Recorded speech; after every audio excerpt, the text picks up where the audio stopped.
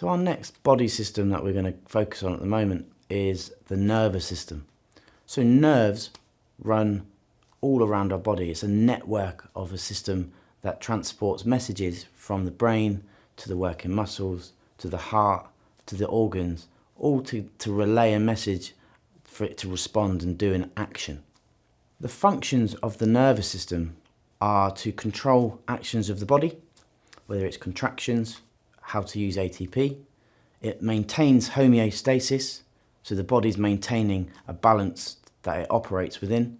So thermogenesis, in terms of the temperature of us, our balance in terms of how we stand, our posture, is all controlled by the nerves and the nervous system and how the brain functions. The way we think about how the nervous system works is it starts with the sensory input. Now, if we think about the wording of sensory, it's the senses. So sight, in terms of our eyes, smell, feeling, is going to have an input for our brain. So that's going to relay messages, what reactions we need to do.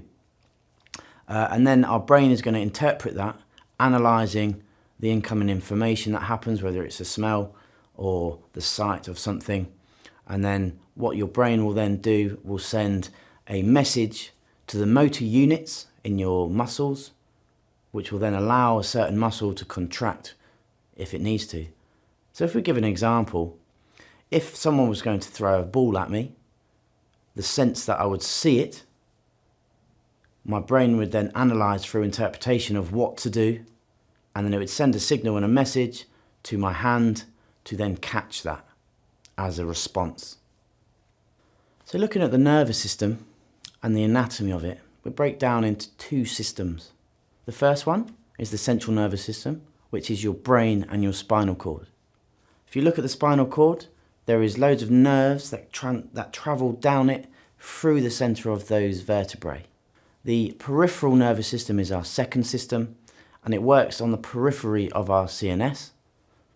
It has 31 pairs of nerves that branch off your central nervous system to relay messages from working muscles to do actions.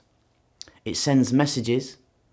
So what happens, if we think about the path, the brain sends a message down your CNS. It then transports to the nerves within the PNS to the working muscles. Now there's two branches that work, the incoming and outcoming, the somatic and the autonomic. That autonomic is given two responsive pathways as well, the sympathetic and the parasympathetic.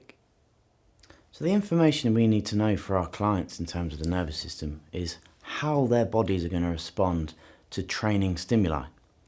So if we train your body, the nerves are going to be the ones that send the signals for the actions, as a sensory input being the bar or running.